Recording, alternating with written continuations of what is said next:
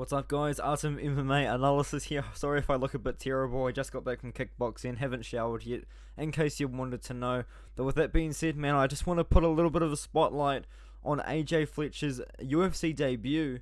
It's going to be against the man that just knocked out Warsano in 15 seconds. Matt Semelsberger versus AJ Fletcher has been set for about a month from now. The fight, as of the time of recording, probably as the time it comes out, was only announced 2 days ago.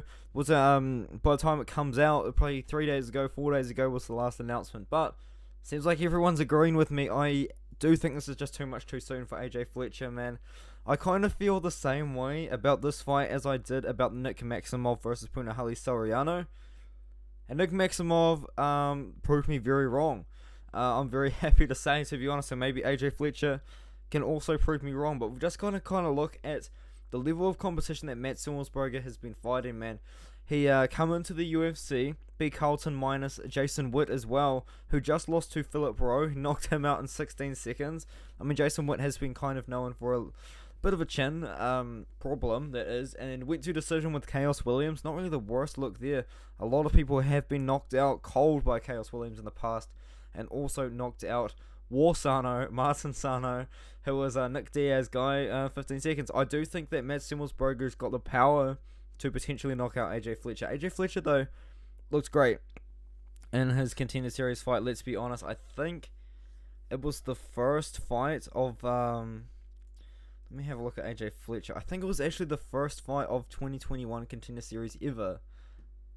Yes, I am correct, because this is week 1, isn't it? Yep, I'm correct on that one. And yeah, Victor Altamirano has a fight coming up too. I think Jonas Brito fought recently as Azamat Murzakanov. We're still waiting on an opponent for him. And that is correct. Oh no, he's fighting Tafon Njukwi. Okay, poor Tafon. But with that being said, man, yeah, he was the first fight of 2021 Dana White's Contender Series come out with a flying knee knockout. Now he's fighting Matt Semelsberger. Prior to that, didn't really fight the best opponents, to be honest, but he was on a 4-fight submission streak, which is interesting there. So potentially a grappling advantage in the side of AJ Fletcher. But I think Matt Semelsberger, he's got the experience. He's going to be able to keep this fight on the feet.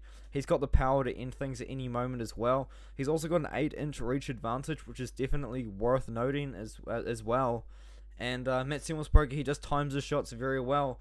You'll notice he set up his knockout on Martin Sano. It was only 15 seconds, but he set it up. He noticed something that Martin Sano did in his defense, and he took a full acknowledgement of it and pulled it off in 15 seconds. Like, that was some pretty high level striking from Matt Semelsberger here.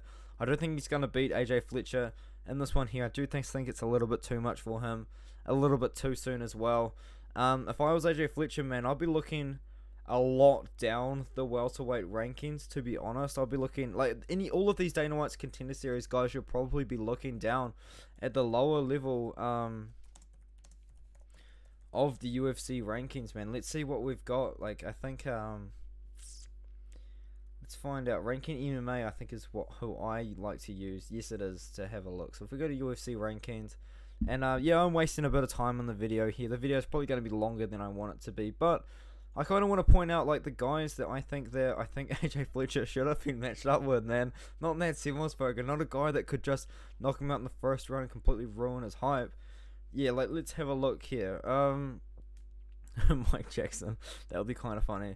But no, I'm thinking more, no, not Pete Rodriguez or Darren Weeks. Maybe Lewis Koskei would have been a great debut. Nicholas Stoltze, I don't even know if he's going to still be in the UFC. Sasha Platnikov is definitely getting cut, I think. Maybe Ramiz Brahimaj or Jordan Williams. I don't think he's going to be in the UFC anymore. But these kind of guys, man, Philip Rowe is going to be going up the rankings soon. But these kind of guys here, these would have been the guys that I would have put AJ Fletcher up against. Not quite high up. Where is Matt Semelsberger's at 48, so yeah, I'll be looking a little bit lower. But anyway, with that being said, man, I'm a little bit worried for AJ Fletcher, dude. But I do think that Matt Semelsberger's going to get the job done. Hopefully, AJ Fletcher proved me wrong. He's got experience. He's 9-0. He's got an amateur record as well. I think he actually took a couple of losses on his amateur record. Yes, he did. And he beat a couple of decent names, I guess, for amateur kind of levels there. His best win is definitely the 10-2 Leonardo Damiani.